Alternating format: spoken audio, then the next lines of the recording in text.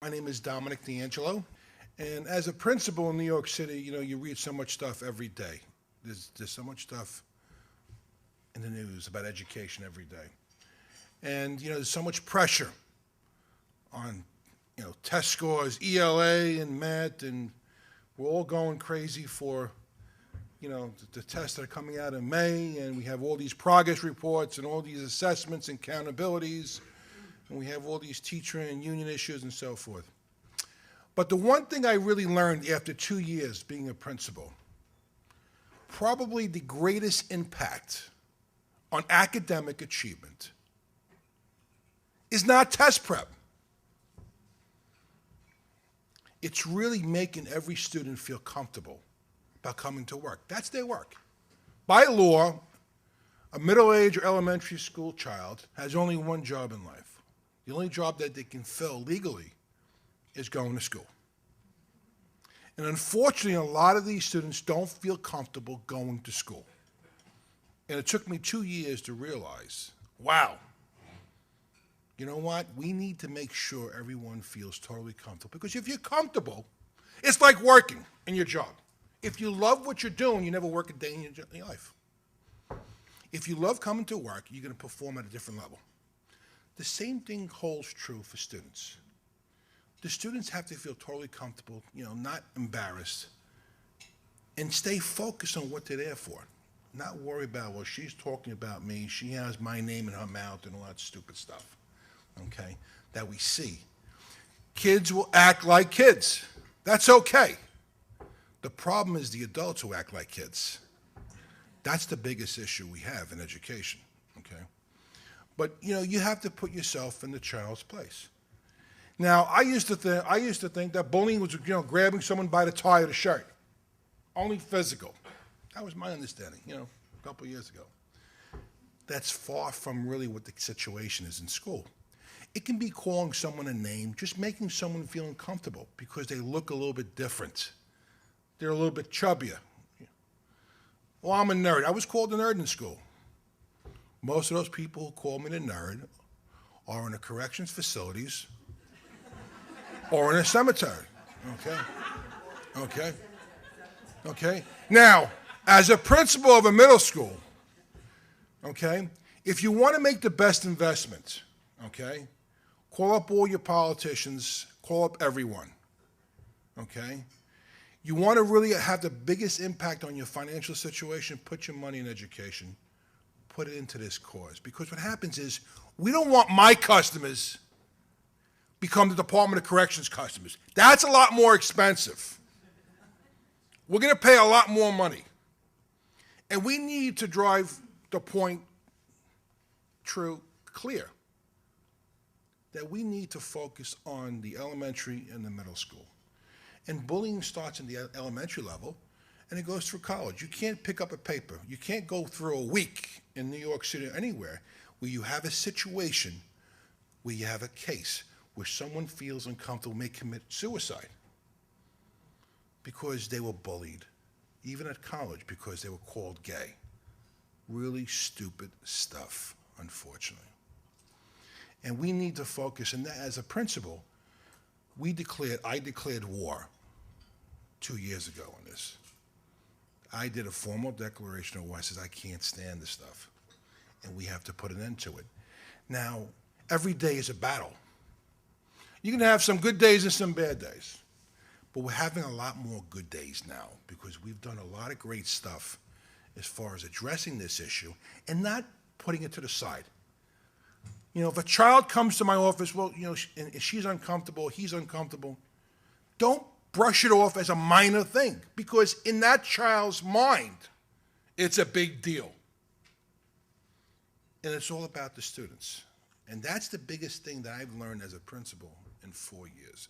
If we made every child feel comfortable, and you really win a lot of battles where you have, it's not just the bully and the victim. The bigger issue are the bystanders who are watching and doing nothing. And there's a big connection between bullying and gangs, very big. A bully was usually a victim at one time and has a self-identity issue. So how do we change that?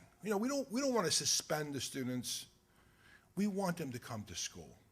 And we think we have the right formula and the recipe out in Coney Island. That's where my school is in Brooklyn, okay? Brooklyn, New York is the 4th largest city in America, the capital of the world. Okay, respect for all should be an everyday situation in school, okay? We need to be respectful every day. And we want every child to have no dragons, no fears. That's what this is all about. We are a rap school for the first year, and we're thrilled with it, and we hope this program continues for a very, very long time. We are also a Council for Unity school, okay? Council is a very big program that was built about 30 years ago to address the gang issues in Brooklyn and John Dewey High School. We are the model middle school when it comes to Council for Unity, as well as many other programs. We have an after-school program that really addresses the whole bullying issue, okay? Every child should be in Council for Unity. What does that mean? It's service-oriented. We have these exit projects for graduation, for 8th grade. You have to do a science trifold board. You have to do a social studies project before you can graduate.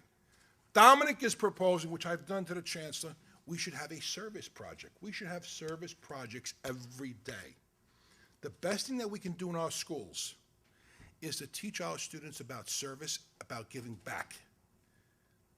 I'm the best example. I did it 8 years ago. People in corporate said, DeAngelo, you're crazy. How can you do it?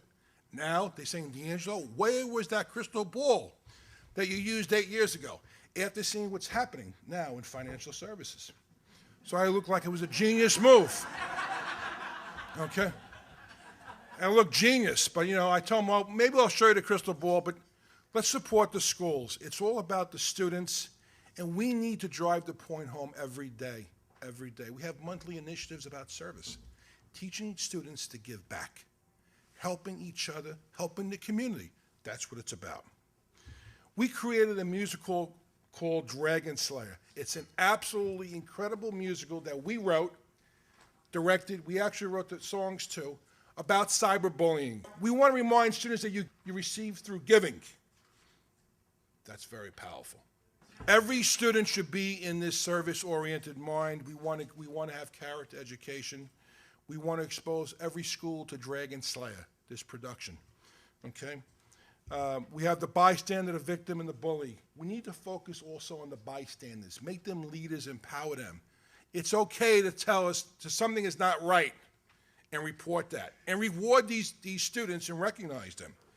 We're getting students coming to my office every day saying, Mr. DeAngelo, we hear you loud and clear.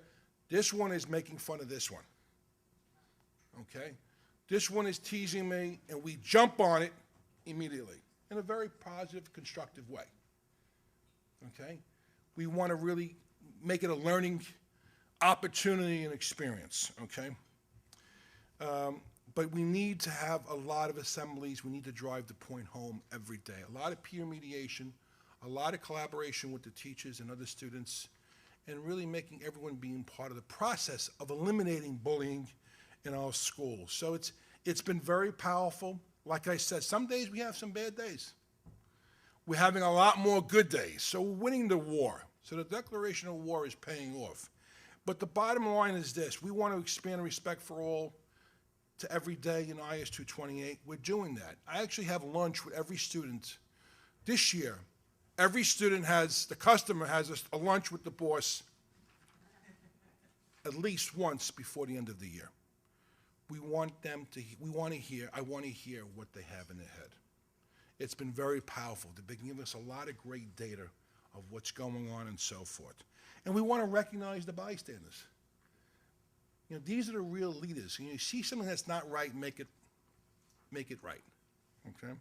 I thank you for your time. I invite all of you to come out to IS 228 anytime. I'm always there, okay? Thank you so much.